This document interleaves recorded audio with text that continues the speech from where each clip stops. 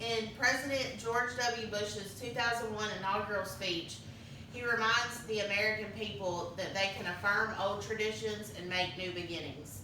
He is humbled and honored to follow in the footsteps of the leaders before him, including his own father, former President of the United States, George H.W. Bush. President Bush's speech is about the strength and hope of America. The main purpose of his speech is a promise to America, a promise of a future filled with civility, courage, compassion, and character. He's speaking to every American, and although he talks to America as a whole, he does a good job of making it feel personal and filling Americans with pride for their country. It's a unifying speech. He addresses all Americans from poverty level to people of power. I can imagine myself in the audience being filled with a sense of pride for my country.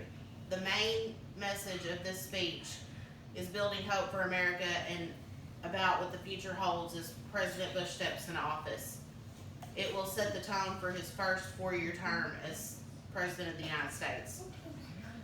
He begins talking about Americans continuing a story and that all Americans have a place in the story, a story we will continue but whose end we will not see. He draws us in by uniting the American people. He states that everyone belongs, everyone deserves a chance, and that no insignificant person was ever born. He compares America's faith in freedom and democracy as a rock in a raging sea, a metaphor to indicate the strength of America's faith and freedom. He addresses that the ambitions of Americans are limited by the failing schools and hidden prejudice and circumstances of their birth. These are strong ways to pull people into what he's saying. He's acknowledging that some things are out of people's control and that people do need help. He is telling Americans he's going to build a nation of justice and opportunity for all. He speaks about his faith a lot throughout his speech. He feels we are guided by a power higher than ourselves. He makes several references to his beliefs and faith. He uses compassion when he talks about poverty, and there he references the biblical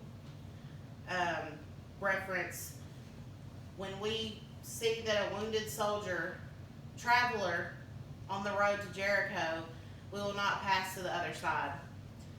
He states that we affirm a commitment to live out our nation's promise through civility, courage, compassion, and character. He breaks down civility. Civility, by definition, is formal politeness and courtesy in behavior and speech. He's calling for Americans to be civil and respect one another.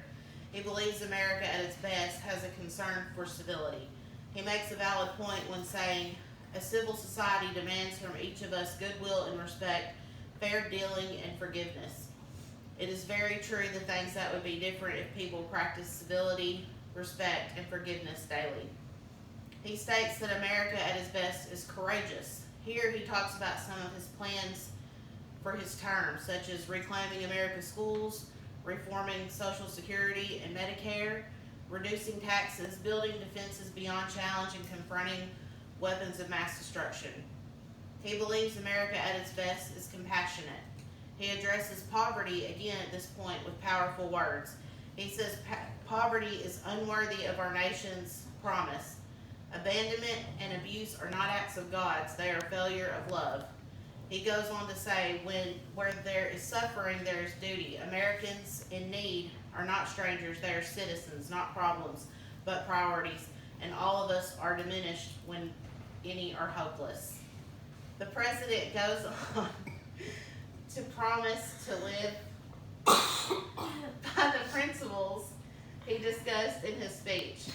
He strongly ends with saying that the work continues. This story of America goes on, and an angel still rides in the whirlwind and directs the storm.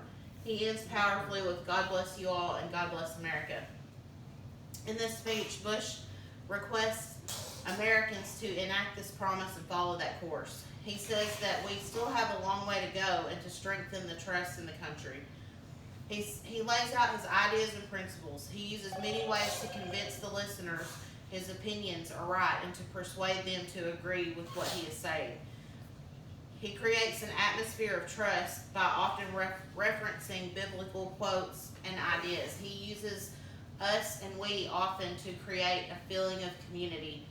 All in all, President Bush delivers an honest, uncomplicated, and direct speech.